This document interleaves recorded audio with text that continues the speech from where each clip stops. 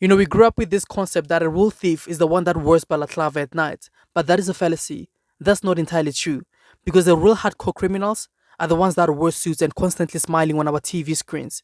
Are the ones that are constantly, like screaming, kindness and peace, but deep down into their hearts, screaming war and corruption. Those, ladies and gentlemen, are the real hardcore criminals that we should look out for. These are not the types of criminals that are after your furniture and that little money that you have. No, but these are the types of criminals that are desperately after your soul, your freedom, and your peace. And they won't stop for nothing until their pockets are full and ready to tear up. Greed, cowardice, and viciousness. These are the very things they prioritize. When they look at me and you, they don't see a human, but they see a number. We are just a number. We are just a statistic. We are just a bunch of tools that are being utilized to make money. And just like a tool, after they use you and no longer need you, they take you back to the storage room and forget about you. And trust me, ladies and gentlemen, this is not a metaphor. You're the mayor of Chicago. Do you think that your residents or the residents of your state should be paying for that more than they should be paying for their own needs, their own roads, their own public safety?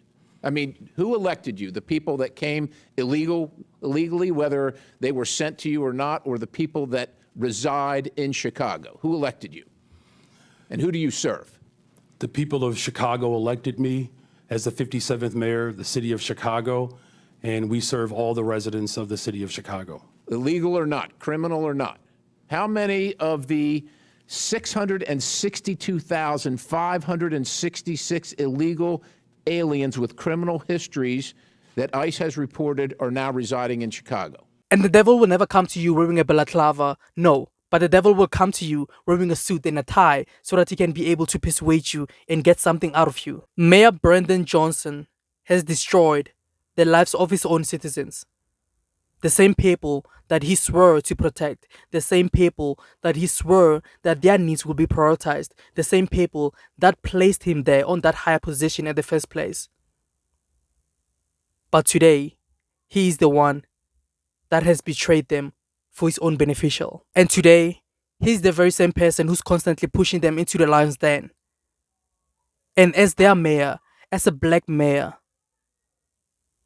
as someone they really trusted with their lives, that he was going to make, like tremendous changes into the city of Chicago. This is a betrayal at this level best. And there's no amount of words can describe some of the wounds that he has created to the residents of Chicago.